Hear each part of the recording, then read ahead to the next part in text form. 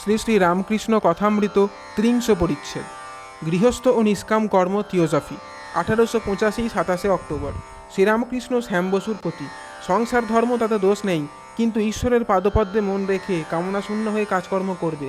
এই দেখো না, যদি কারো পিঠে একটা ফোড়া হয়, সে যেমন সকলের সঙ্গে কথাবার্তা কয়, হয়তো কাজকর্মও করে, কিন্তু যেমন ফোড়ার দিকে তার মন পড়ে থাকে সেইরূপ। সংসারে নষ্ট মেয়ের মতো থাকবে, মন উপপতির দিকে, কিন্তু সে সংসারের সব কাজ করে ডাক্তারের প্রতি। বুঝেছ ডাক্তার? ও ভাব যদি না থাকে বুঝবো কেমন করে? শ্রীরামকৃষ্ণ হাসিতে হাসিতে। আর ওই ব্যবসা অনেক দিন ধরে করছেন, কি বলো? সকলের হাস্য। শ্যাম বসু: মহাশয়, থিওজফি কীরকম বলেন? শ্রীরামকৃষ্ণ: মোট কথা এই, যারা শিষ্য করে বেড়ায় তারা হালকা থাকের লোক, আর যারা সিদ্ধাই অর্থাৎ নানা রকম শক্তি চায় তারা হালকার থাক। যেমন গঙ্গা হেঁটে পার হয়ে যাব, এই শক্তি। অন্য দেশে একজন কি কথা বলেছে তাই বলতে পারা, এই এক শক্তি। ঈশ্বরে শুদ্ধাভক্তি হওয়া এইসব লোকের ভারী কঠিন। শ্যাম বসু: কিন্তু তারা থিওসফিস্টরা হিন্দু ধর্ম পুনঃস্থাপিত করবার চেষ্টা করছে। শ্রীরামকৃষ্ণ: আমি তাদের বিষয় ভালো জানি না।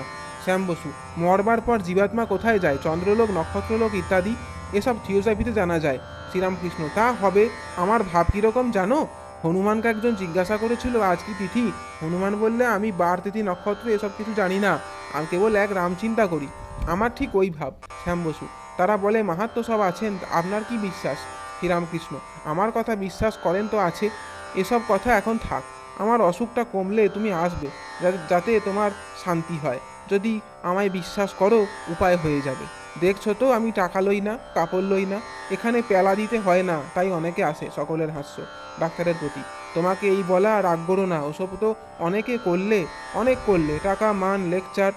এখন মনটা দিন কতক ঈশ্বরেতে দাও, আর এখানে মাঝে মাঝে আসবে। ঈশ্বরের কথা শুনলে উদ্দীপন হবে। কিয়ৎকাল পরে ডাক্তার বিদায় লইতে গাছ প্রত্যান করিলেন। এমন সময় শ্রীযুক্ত গিরিশচন্দ্র ঘোষ আসিলেন ও ঠাকুরের চরণধূলি লইয়া উপবিষ্ট হইলেন।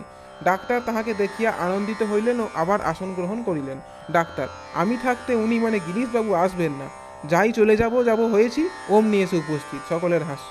গিরিশের সঙ্গে ডাক্তারের বিজ্ঞান সভার সায়েন্স অ্যাসোসিয়েশন কথা হইতে লাগিল। শ্রীরামকৃষ্ণ: আমায় একদিন সেখানে লয়ে যাবে? ডাক্তার: তুমি সেখানে গেলে অজ্ঞান হয়ে যাবে ঈশ্বরের আশ্চর্য কাণ্ড সব দেখে। শ্রীরামকৃষ্ণ: বটে। জয় ঠাকুর স্বামীজি।